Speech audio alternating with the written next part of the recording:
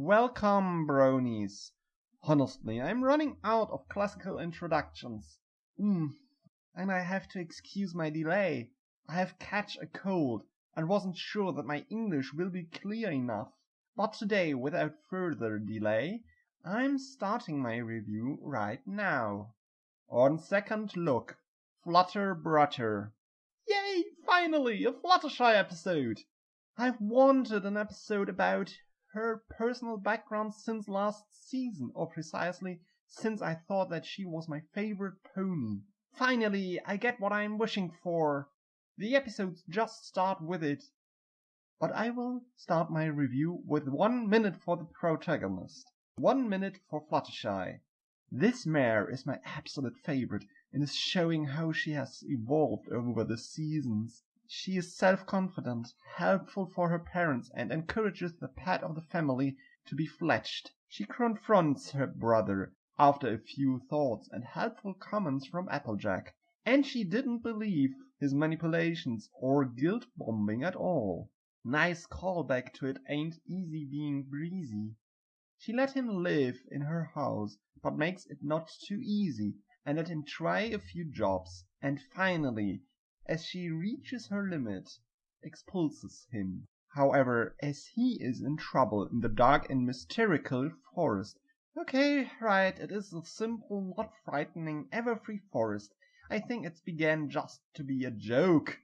Right, back to Fluttershy. She understands her brother, tries to support him, and sings a song with Rainbow Dash to build up his self-confidence. And I liked it. The wool characterization of Fluttershy is excellent and shows for me her entire development. Okay, 1 minute left. I will go now to the other characters. Rainbow Dash is the supportive main character and does a great job with it. She likes Fluttershy's parents but doesn't like Seafire Breeze's advances. She supports Fluttershy very well and shows good development too. The rest of the main six are not forgotten, and were showing from their shortly appearance good marks. Everyone supports the plot on her own, and even Spike is good characterized, as manipulable as he becomes. The side characters, first mentioned Seafire Breeze, are very interesting too, but I have to mention that Seafire Breeze is really annoying and only described with negative traits. He's egocentric, even narcissistic, manipulative, and very demanding toward his parents. He has little endurance for trouble and is very lazy. After his castaway experience and a little break out there, he reveals his fears and is showing a good insight. He is frightened to failure and tries to avoid it by not trying anything. But Rainbow Dash talks some mind in him with these sentences. Tried. And what if I give everything I have and still fail? Honestly, I think it's better not to try at all. But then you won't ever do anything. This whole scene shows the character of Seafire and set the moral up, and I love it.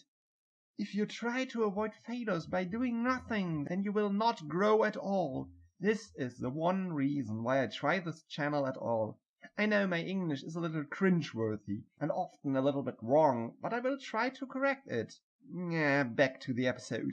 Fluttershy tries to help, and slowly she comforts Seafire, and he's trying to fulfill his talent, even if he fizzled. Yes, he succeeds in what he tries.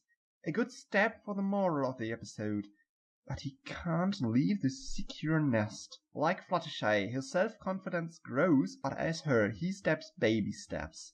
Then Fluttershy's parents. A good fast introduction and very well characterized. We see from where Fluttershy has got her shyness, that her father has retired, and both parents are much too nice for their own sake. I like both of them a lot. The story handled the introduction of the Booth family very well too. For example, Applejack's reaction of Seafire Breeze mention shows that he is a recurrent theme, and only we, the audience, didn't see it before now. The background characters are also very sweet. First mentioned the pony that does a paper round. I found it very cute. Then, as many brownies already mentioned, a link with gemstones. But for me, is the next more important. Dinky and her foal sitter, who want to protect her fosterling from the word peeved. Twice! I mean seriously, she could hear dire words all around in just, okay, question mark has something to say about it. Only if you allow it. Alright, peeved is a little hard for the ears of a foal, and I could understand that both are a little peeved about it. At least the ponies in Ponyville are very friendly and are paying much attention for their language. But I didn't want to interrupt you. Please continue, Redhatbrony. I will be silent once again, and... Thanks, question mark, and I'm hoping you come out of your shell more often if you have something to say. Back to my review. The characters are very well written, but I have to mention one thing. Where is Starlight?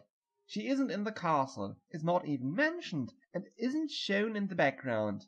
A meeting with her could be good, but no. Actually, I'm wishing only for one meeting even more. Into this kind of plot could match just 3 little fillies perfectly. The Cutie Mark Crusaders. Seafire is a perfect victim.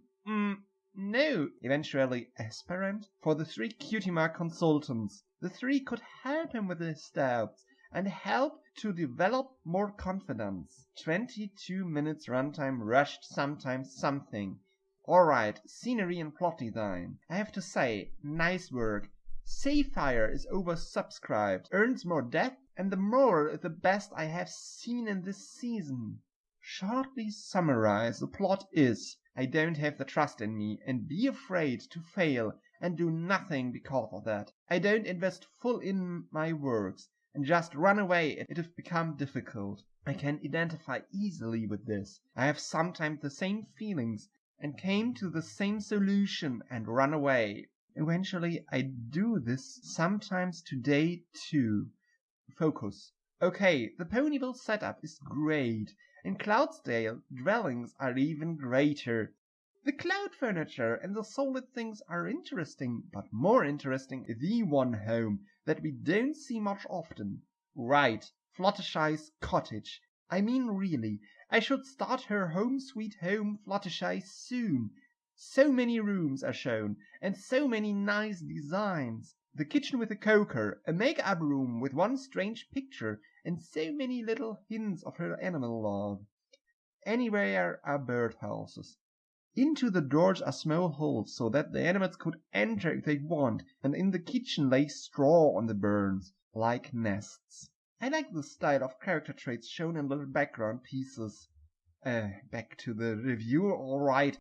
The plot follows a structure that we know very well for Fluttershy, but today we see how she herself teaches some pony else to solve his own problems. I can't say how much this pleases me. It's completed her character development and shows how she has grown. Strange. We get a conclusion for one character development, where I don't be sure that she needs one. Alright, resume. This episode is a good Fluttershy character episode with a feeling of overcharging my mind. We are getting so much information in very short time that it was a little bit too much input for me. It isn't boring, and the world building is very interesting for me. The cloud cushion and clouds under the furniture are good, but honestly, I have expected more cloud furniture rather than solid furniture just with clouds underneath. Fluttershy's cottage, on the other hand, is a nice repository. So many new rooms and beautiful decorations. The plot is well written and don't have any length or mistakes. The plot isn't my absolute favorite, but it catches me and is interesting. Scenery and plot design earned 7.5 out of 10 points. Now, the more important stuff, the characters. Fluttershy is just perfect in this episode. Oh, I am loving her development and overall cuteness. Focus, Casanova. Right. Sorry about that. She neither is fallback to be a pushover, nor being too mean. Simply firm and supportive. Till she reaches her limit. She makes the whole episode something special, but her friends and even the background ponies are well restaged and maintain the story very well. Pinkie Pie make a few laugh around her wallet and the pictures in it, and Applejack is helping with a good advice and a whistle over her hoof. Rainbow Dash! Fluttershy! It's me, Pinkie Pie! Your friend! Spike is supportive, like always, but even too trustful. I like him. Seafire Breeds tends for me to be disliked, but he frees himself from the cliché. And the scene in the Everfree Forest with his breaking point are very well played from both voice actors. Andrea Lipman's voice was so calm and gentle. Every character show right here good development, believable motives, and the usually friendly pony behavior. The character receives 8.5 out of 10 points. Only there are no surprise is because they don't get more points. A good episode after all. The good characters and the interesting world building make a totally ranking of 8 points out of 10. A good episode after all. Now I have only to say, yes? Question mark? I thought you liked the episode. Why are you giving them so few points? 8 out of 10 isn't much. Could you explain this to me, please? You're right, my friend. 8 points are 2 rule points under the maximum, and sounded fewer than it means. This series have many good episodes, and only a few really bad. Yes, I have judged the last 2 really low or average, but after the perfect episode that is A Heartwarming Tale for me, who hyped me a lot, it seemed right for me. Now this episode is better than the 2 before, but far from perfect. So I have to set the rating a little bit higher, and are waiting for the next hype episode. I will assign for a good episode at most 9 points. I have to excuse this, but a review isn't an analysis. I express only my own perceptions and didn't say any objective statements. Are you understanding? Question mark? Not really. Sorry. I believe it is just difficult to explain. Please continue. It isn't much to say now. Thanks for your time and patience. I enjoy this work and will be glad for the hiatus next week. Tomorrow by On Second Look. Spice up your life. See you then. Yours truly, Redhatbrony.